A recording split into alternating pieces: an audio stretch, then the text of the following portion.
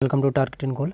तो फ्रेंड्स, हम लोग यूपी में चैप्टर नंबर 6 पढ़ रहे हैं और जिसका नाम था कि पशुपालन और कृषि। तो कृषि और पशुपालन में हमने एक वीडियो पढ़ लिया है जो कि प्रीवियस ईयर के क्वेश्चंस ही हैं, यूपीएससी द्वारा पूछे गए, और इसके साथ साथ में जो लोक सेवा आयोग है उसने जो भी प्रश्न पूछे हैं। अब देखिए इसी का अगला भाग है, तो यहाँ पर हम देख लेते हैं कौन कौन से प्रश्न हैं।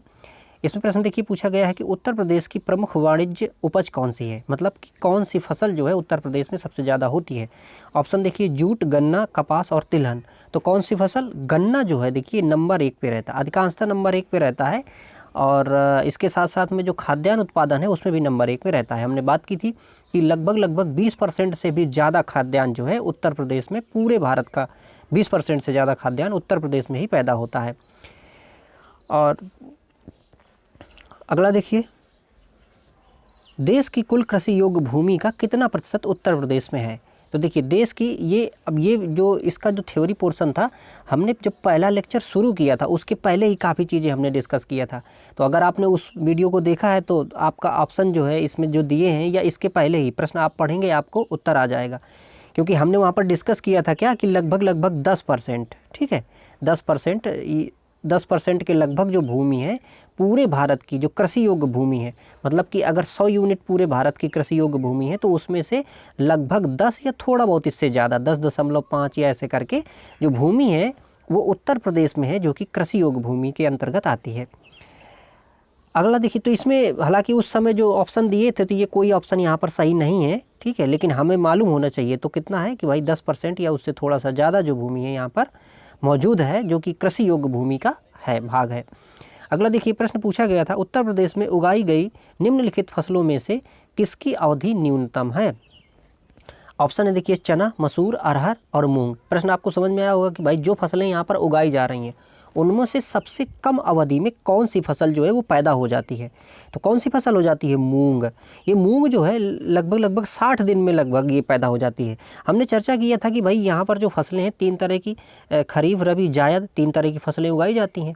हमने ये बात की थी कि खरीफ की जो फसलें होती हैं उसमें भी, खरीफ की फसलों में भी यहाँ पर जो मूंग है वो आती है। इसके साथ साथ में क्या होता है कि जब जायद वाला टाइम होता है, यानी कि हमारा जब मार्च और अप्रैल होता है तो मार्च और अप्रैल में रबी की फसल काट ली जाती है। इसके बाद का जो समय होता है उसमें भी अधिकांशतः किसान क्या करते हैं, मूंग बो देते हैं और वो 60 दिन में पक के तैयार हो जाती है। तो मूंग की जो अवधि है पकने की उसकी क्या है कि कम है। और देखिए फ्रेंड्स, इसमें आप अपना फीडबैक भी दिया करिए जो ये लेक्चर आप देखते हैं। और ये देखिए कंटेंट तो बहुत महत्वपूर्ण है, आप चाहे इस वीडियो से पढ़िए या किताब लेके पढ़िए, कैसे भी पढ़िए, लेकिन ये आपको पढ़ना ही होगा, तभी एग्ज़ाम में आप अच्छा परफॉर्म करेंगे। क्योंकि आप देख रहे हैं कि जो भी एग्ज़ाम हो रहे हैं आयोग ने काफ़ी स्टैंडर्ड अपना बढ़ा दिया है फ्रेंड्स, ठीक है। और सही बात तो ये है कि जो लोक सेवा आयोग जिस कैटेगरी के प्रश्न पूछता है वैसे ही पूछ रहा है, तो हमें पढ़ना भी वैसा ही पड़ेगा, ठीक है। और देखिए वीडियो को आप इसमें फीडबैक देने के साथ साथ में इसको लाइक भी किया करिए और चैनल को सब्सक्राइब भी करके रखिए, ताकि जब भी वीडियो इसमें डाले जाएंगे तो आपको सूचना इसकी मिलती रहेगी। अगला देखिए, उत्तर प्रदेश में कुल कर्मियों में से कृषि में कितने कर्मी लगे हैं। तो कृषि में कितने लोग लगे हैं, हमने बात की थी लगभग 60% लोग जो हैं वो कृषि में यहाँ पर काम करते हैं। बाकी जो इसके साथ जो 40% है वो अन्य कामों में, ये द्वितीयक तृतीयक क्षेत्र में, क्योंकि देखिए हमारा जो इकोनॉमी है उसमें से मुख्यतः 3 क्षेत्र होते हैं, है ना, प्राथमिक क्षेत्र, फिर इसके बाद द्वितीयक क्षेत्र और तृतीयक। ये क्षेत्र एक कॉमन है। इसके बाद हालांकि चौथा और 5वां क्षेत्र भी यहाँ पर होता है, लेकिन अगर समानता देखा जाए तो ये 3 क्षेत्र जो होता है, जो प्राथमिक क्षेत्र होता है ये हमारा कृषि और पशुपालन से जुड़ा होता है। द्वितीय क्षेत्र जो होता है ये जो हमारे उद्योग हैं, औद्योगिक जो काम होता है वो दूसरे क्षेत्र में होता है। और जो सर्विस सेक्टर होता है, सेवा का जो क्षेत्र होता है उसे हम तृतीय क्षेत्र कहते हैं। फिर इसके बाद में तृतीय क्षेत्र को ही आगे अपग्रेड किया जाता है, तो चतुर्थ और पंचम जो क्षेत्र है उसमें फिर यहाँ पर आते हैं। तो जो हमारी कृषि है, कभी अगर ये पूछे कि भाई कृषि किस क्षेत्र में आता है, तो कृषि जो है ये हमारी प्राथमिक क्षेत्र की गतिविधि है, ठीक है, किसकी? प्राथमिक क्षेत्र की यहाँ पर ये गतिविधि हमारी होती है। तो यहाँ पर देखिए प्रश्न जो प्राथमिक क्षेत्र यानी कृषि में लगभग 60% लोग उत्तर प्रदेश के यहाँ पर काम पाते हैं। अगला प्रश्न देखिए, उत्तर प्रदेश में केसर का उत्पादन होता है। तो अब देखिए ये यहाँ पर उस समय प्रश्न पूछा गया था क्योंकि हमारे यहाँ पर एक जो जनपद है अलीगढ़। अलीगढ़ में एक किसान ने 2015 में यहाँ पर इसकी केसर की खेती की थी, इसलिए उसने पूछ लिया था। लेकिन दरअसल केसर की खेती उत्तर प्रदेश में नहीं होती है, ये जम्मू कश्मीर वाले क्षेत्र में होती है। तो उस समय ये प्रश्न पूछा गया था। हालांकि इनमें से भी देखिए ऑप्शन इस तरह दिया गया है कि तराई क्षेत्र, मैदानी क्षेत्र और ये सब, तो ये उस समय प्रश्न पूछा गया था, इसलिए यहाँ पर ये दिया गया है। हालांकि खेती जो है इसकी केसर की अपने यहाँ ज़्यादा नहीं होती है। अगला देखिए, उत्तर प्रदेश की फसल गहनता कितनी है। तो फसल गहनता क्या होती है कि भाई एक जो फसल का सेशन होता है, तो एक फसल सेशन में आप कितनी फसल उगा ले रहे हैं। कैसे, जैसे मान लीजिए कि भाई एक साल का हम पूरा क्रम देखें, तो एक साल के क्रम में मान लीजिए कि आपने पहले इस क्षेत्र में उगा लिया धान, ठीक है। अगर आपने धान उगाया इस पूरे क्षेत्र में, इसका मतलब आपकी जो गहनता हो गई कितनी हो गई, 100%। अगर मान लीजिए यहाँ पर आपके पास 2 बीघे खेत था, है ना, या फिर 2 हेक्टेयर खेत था, आपने पूरे में यहाँ पे धान उगा दिया, ठीक, तो ये कितना हो गया, 100% हो गया। पुनः आपने फिर क्या किया, इसके बाद दोबारा आपने उसी सेशन में, मान लीजिए कि यहाँ पर आपने धान उगाया था खरीफ की फसल में, इसके बाद रबी का जब टाइम आया तो आपने यहाँ पे उगा दिया गेहूँ, तो इधर 100 इधर 100, कितना हो गया, गहनता हो गई 200%। तो एवरेज यहाँ पर हमें बताना है कि भाई उत्तर प्रदेश की जो फसल गहनता है वो पूरी कितनी है। तो वर्तमान में उत्तर प्रदेश की फसल गहनता है 177% के लगभग। कितनी है, 177%।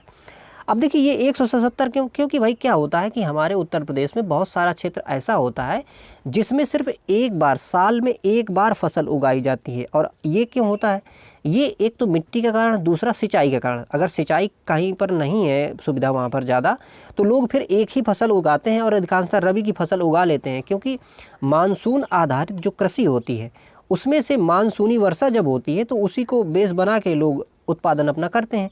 बाकी के समय में जो खेती है वो खाली पड़ी रहती है, ठीक है। तो इस प्रकार से यहाँ पर जो पूरा मतलब क्षेत्र है उत्तर प्रदेश का, सब जगह डबल टाइम लोग नहीं उगा पाते हैं कृषि, तो यहाँ पर 177% यहाँ पर इसकी गहनता है। अगर पूरे भारत की गहनता की बात करें हम फ्रेंड्स, तो 175 है, ये 175%। इसका मतलब अपने यूपी में जो फसल गहनता 177% है, ये पूरे अपने भारत के एवरेज से क्या है कि यहाँ पर ज़्यादा है। अगला देखिए, उत्तर प्रदेश में कृषि उत्पादन बढ़ाने में कौन सा कारक सबसे अधिक प्रभावी है। तो यहाँ पर देखिए, उत्पादन यदि बढ़ाना है या बढ़ाया गया है तो कौन सा कारक यहाँ पर मुख्य रहा है। ऑप्शन देखिए, उन्नत किस्म के बीजों का बढ़ता प्रयोग, बी ऑप्शन दिया है कृषि सेवा केंद्रों का विकास, और तीसरा कृषि साख सुविधा, चौथा है किसान क्रेडिट कार्ड योजना। तो इसमें से देखिए कौन सी ये सफल रही है। यहाँ पर जो उन्नत किस्म के जो बीज हैं इनका उपयोग किया है, क्योंकि देखिए जब हरित क्रांति हुई, तो हरित क्रांति 60 के दशक में हुई, 1960 के बाद में 66-67 से हरित क्रांति हुई। तो हरित क्रांति में क्या किया गया है कि यहाँ पर हाई ईल्ड वैरायटी के क्या किए गए कि जो बीज हैं, नॉर्मन बोरलॉग्स का नाम आपने सुना होगा, उन्होंने कृषि में बहुत बड़ा योगदान दिया है, ठीक है। तो नॉर्मन बोरलॉग्स जो थे, उन्होंने भाई क्या किया कि हाई ईल्ड वैरायटीज़ जो हैं बीज, ये इन्होंने क्या किए, तैयार किए और फिर उनको बोना शुरू किया। क्योंकि हमारे यहाँ खाद्यान्न की समस्या पहले काफ़ी ज़्यादा थी, तो हमने क्या किया कि हाई ईल्ड वैरायटी के जो बीज थे इनको यहाँ पर अपने भारत में आयात किया और इनकी बुआई की। इसके बाद में हाई ईल्ड वैरायटी के जो बीज हैं इनको क्या चाहिए कि ज़्यादा खाद चाहिए, ज़्यादा पानी चाहिए, तो हमने उसकी भी व्यवस्था की। अब वर्तमान में हम क्या कर सकते हैं कि अपने यहाँ पे कह सकते हैं कि हम खाद्यान्न जो है वो बाहर भी निर्यात करते हैं, विदेशों को निर्यात करते हैं। पहले हम अपने देश के लिए भी खाद्यान्न जो है वो पूर्ति नहीं कर पाते थे, हमें दूसरे देशों का, जैसे अमेरिका जैसे देशों का सहारा लेना पड़ता था। एक देखिए, इसी में मैं आपको बात बताता हूँ।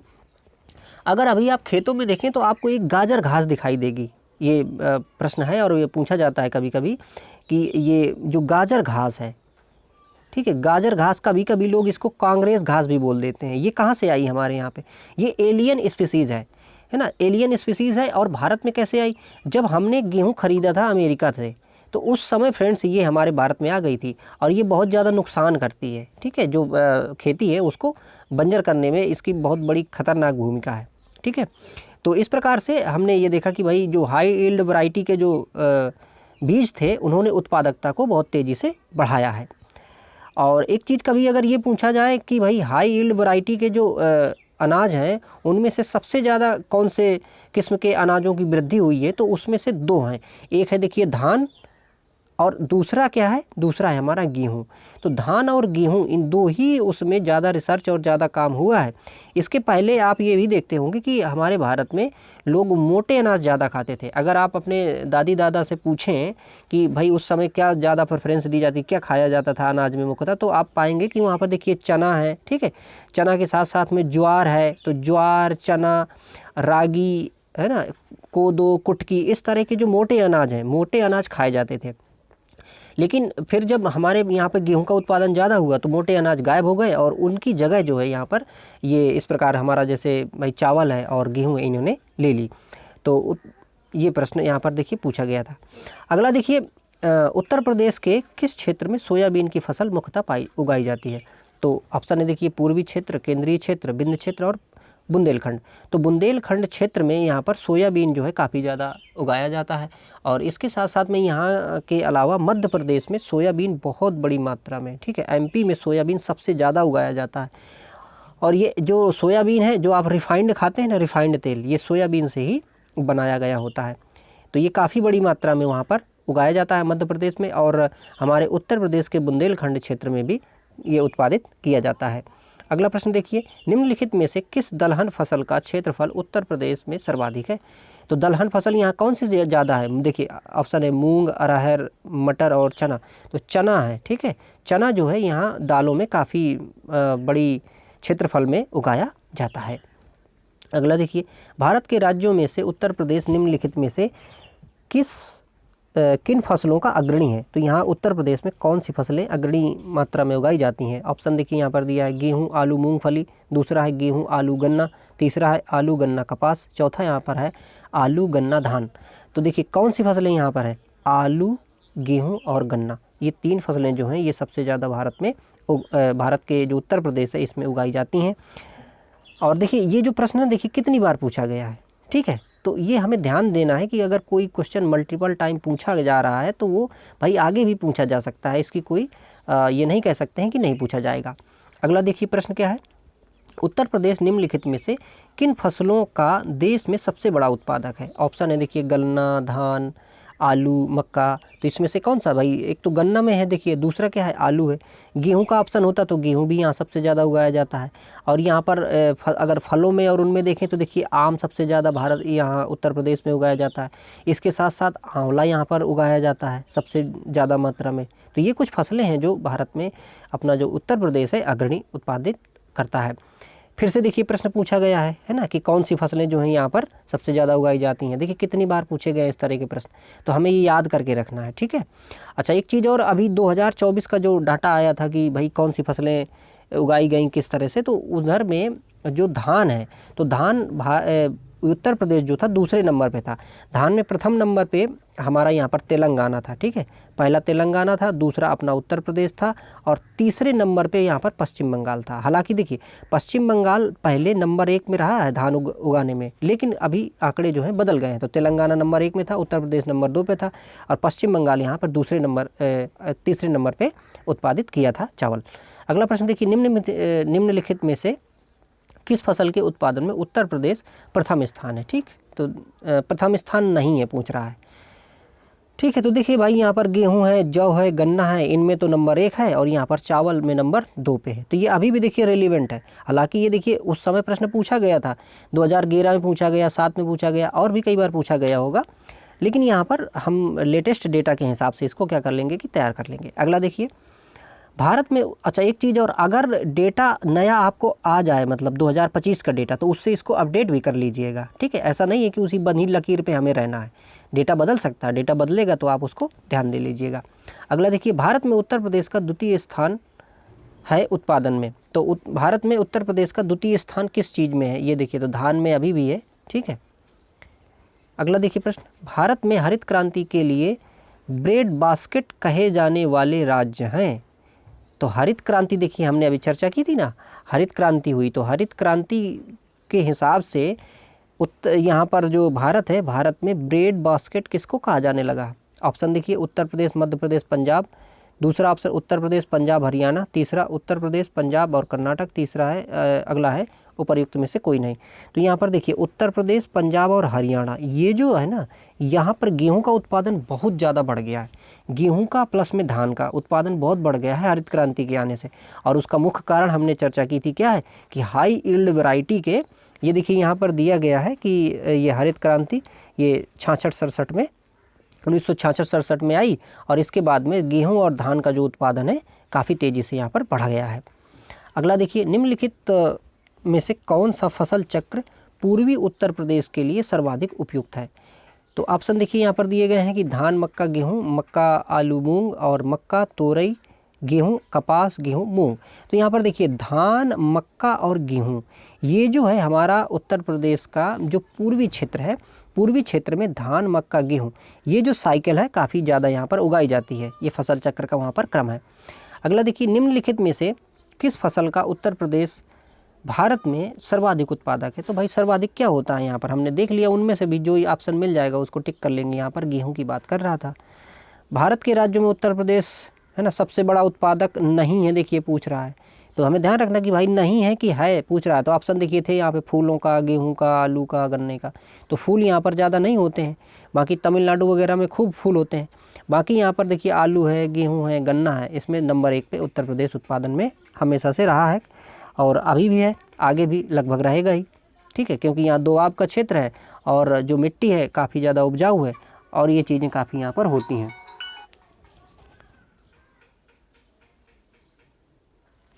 अगला प्रश्न देखिए, भारत में मेंथा तेल उत्पादन में उत्तर प्रदेश का योगदान कितना है? तो देखिए ये 90% जो मेंथा ऑयल है ये अपने यूपी में ही पैदा होता है। मेंथा ऑयल साधारणतया जो है ये आप कह सकते हैं कि कहीं खुशबूदार अगर चीज़ों को बनाना है तो वहाँ पर, और औषधि के रूप में इसका उपयोग यहाँ पर किया जाता है। अगला देखिए प्रश्न है, वर्ष 2018-19 में उत्तर प्रदेश राज्य में संबंधित निम्न कथनों में से विचार कीजिए।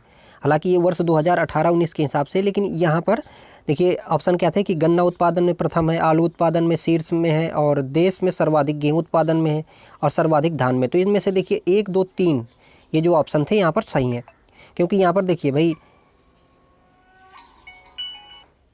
अगला प्रश्न देखिए, पूर्वी उत्तर प्रदेश की काला नमक प्रसिद्ध प्रजाति है। तो काला नमक जो है किसकी प्रजाति है? ये है फ्रेंड्स धान की। जो काला नमक चावल है इसको सिद्धार्थ चावल या बुद्ध चावल भी कहते हैं, क्योंकि ये माना जाता है भाई कि बुद्ध इसको खाते थे।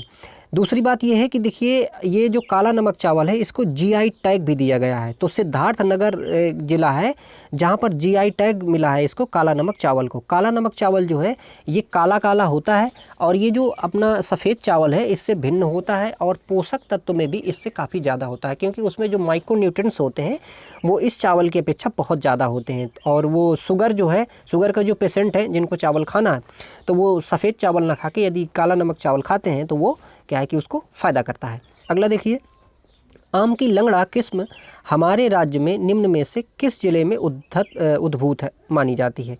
तो यहाँ पर देखिए जो हमारा उत्तर प्रदेश है, उत्तर प्रदेश में ये वाराणसी जो है, वाराणसी का जो लंगड़ा आम है इसको जीआई टैग भी मिला है। ठीक है, इसको जीआई टैग मिला है, तो लंगड़ा आम जो है ये वाराणसी में यहाँ पर पैदा होता है। और देखिए यहाँ पर कई आमों की प्रजातियाँ दी हैं, वह कौन से शहर में पैदा होता है। जैसे देखिए दशहरी है, तो दशहरी कहाँ पे? ये है लखनऊ, मलिहाबाद। चौसा आम अपना हरदोई, सहारनपुर है। अल्फांसो आम जो है रत्नागिरी का है। केसर आम जो है ये जूनागढ़, महाराष्ट्र में पैदा होता है। तो इस प्रकार से कई यहाँ पर आम की जो है प्रजातियों को यहाँ पर बताया गया है। अगला देखिए, उत्तर प्रदेश में मुख्य प्रकार की फसलें हैं। तो उत्तर प्रदेश में कौन सी फसलें भाई उगाई जाती हैं? ऑप्शन देखिए दिया है कि रबी, खरीफ, जायद। तो 3 फसलें उगाई जाती हैं, ये ऑप्शन अपना सही है, क्योंकि 3 फसलें उत्तर प्रदेश में उगाई जाती हैं। अगला देखिए, उत्तर प्रदेश में प्रमुख रबी फसलें कौन सी हैं? तो रबी की फसलें कौन कौन सी हैं इसमें? देखिए यहाँ पर ऑप्शन कई दिए हैं, तो गेहूँ, चना, मटर, जौ है ना, राई और सरसों, अलसी, ये सब किसकी हैं? रबी की फसलें हैं यहाँ पर। तो ये रबी का ये पहला ऑप्शन यहाँ पर सही होगा। अगला देखिए, निम्न कंद फसलों में से किसे गरीब का मित्र कहा जाता है? ऑप्शन देखिए शकरकंद, रतालू, कचालू और आलू। तो आलू क्या है? इसको गरीबों का कंद कहते हैं फ्रेंड्स, क्योंकि देखिए आप उत्तर भारत में अगर रह रहे हैं तो उत्तर भारत में कोई ही दिन मुश्किल से ऐसा होगा जब आप आलू ना खाते हो। नहीं, किसी न किसी रूप में आलू खाते हैं आप, चाहे वो सब्जी बना के खाएं, चाहे वो चिप्स के रूप में खाएं, नमकीन के रूप में खाएं, किसी भी रूप में। तो कई रूपों में आपको आलू जो है ये खाने को मिलता है। आप चाहे तो भाई ब्रेड पकौड़े खाएं, चाहे समोसे खाएं और कुछ भी एनीथिंग, तो अधिकांशतः जो है आलू यहाँ पर आपको मिलेगा। तो इसको गरीबों का मित्र कह सकते हैं। और इसके साथ साथ में भाई इसमें कार्बोहाइड्रेट के साथ में कुछ विटामिन्स और कुछ जो पोषक अन्य तत्व पोषक होते हैं वो यहाँ इसमें मौजूद होते हैं। अगला देखिए 2017-18 के अनुसार दालों के वैश्विक उत्पादन में भारत का, और ये ब्लैंक स्थान और यहाँ पर स्थान था। तो देखिए भारत जो है फ्रेंड्स दालों के उत्पादन में नंबर 1 में है, ठीक है, प्रथम है। और एक मज़े की बात ये है कि दाल के आयातक में भी सबसे नंबर 1 में है। तो यहाँ पर हम दाल उगाते भी हैं सबसे ज़्यादा, और यहाँ पर हम आयात भी सबसे ज़्यादा करते हैं विश्व में। क्यों? क्योंकि हमारे यहाँ की काफ़ी जनसंख्या जो है वो कैसी है, शाकाहारी है, और शाकाहारी को प्रोटीन की ज़रूरत जो है वो दालों के माध्यम से ही अधिकांशतः पूर्ति होती है। इसलिए हम दालों को उगाने के साथ साथ में बहुत ज़्यादा आयात करते हैं, बहुत ज़्यादा विदेशों से ख़रीदते भी हैं। तो फ्रेंड्स इसमें यही प्रश्न थे। और अगला देखिए जो भी इसमें चैप्टर रहेगा हम कंटिन्यू इसको करते जाएंगे, पढ़ते जाएंगे।